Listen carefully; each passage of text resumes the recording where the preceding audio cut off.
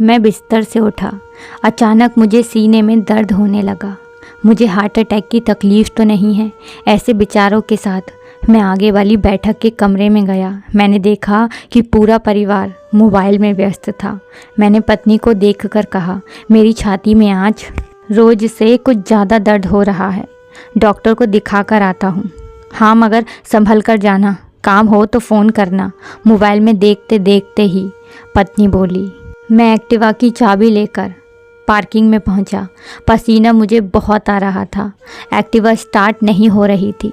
ऐसे वक्त हमारे घर का काम करने वाला ध्रुव साइकिल लेकर आया। साइकिल को ताला लगाते ही उसने मुझे सामने खड़ा देखा। क्यों साहब, एक्टिवा चालू नहीं हो रही है? मैंने कहा, नहीं, आपकी तबीयत ठीक नहीं लगती साहब, इतना पसीना क्यों आ रहा है? साहब, इस हालत में स्कूटी को किक नहीं मारते, मैं किक मारकर चालू कर देता हूँ। ध्रुव ने एक ही किक मारकर एक्टिवा चालू कर दिया। साथ ही पूछा, साहब अकेले जा रहे हो? मैंने कहा, हाँ। उसने कहा, ऐसी हालत में अकेले नहीं जाते, चलो मेरे पीछे बैठ जाइए। मैंने कहा, तुम्हें एक्टिवा चलानी आती है? साहब, गाड़ी का भी लाइसेंस है, चिंता छोड़कर बैठ जाओ। पास ही एक अस्पताल में हम पहुँचे। ध्रुव दौड़कर अंदर गया और व्हीलचेयर लेकर बाहर आया।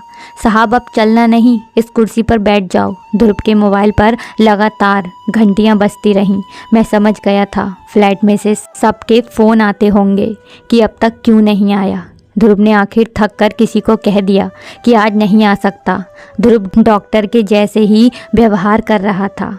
उसे बगैर बताए ही मालूम हो गया था कि साहब को हार्ट अटैक की तकलीफ़ है। लिफ्ट में व्हीलचेयर आईसीयू की तरफ लेकर गया। डॉक्टरों की टीम तो तैयार ही थी। मेरी तकलीफ़ सुनकर सब टेस्ट शीघ्र ही किए।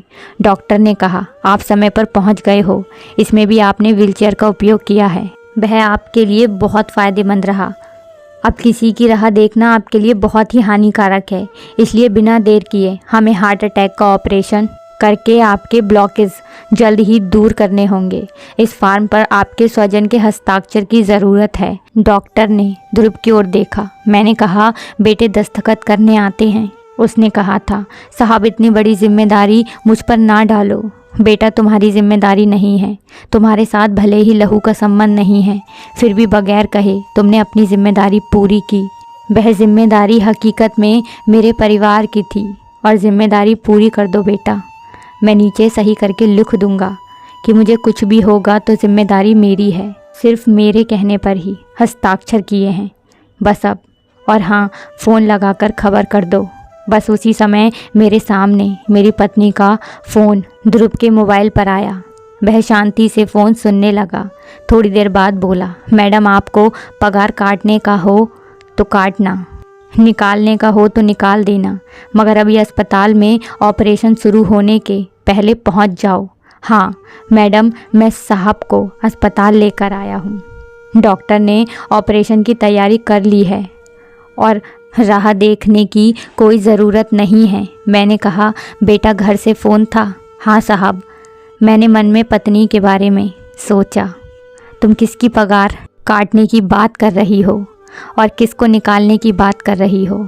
आंखों में आंसू के साथ ध्रुव के कंधे पर हाथ रखकर मैं बोला, बेटा चिंता नहीं करते, मैं एक संस्था में सेवाएं देता हूँ, बुज़ुर्ग लोगों को सहारा देते हैं।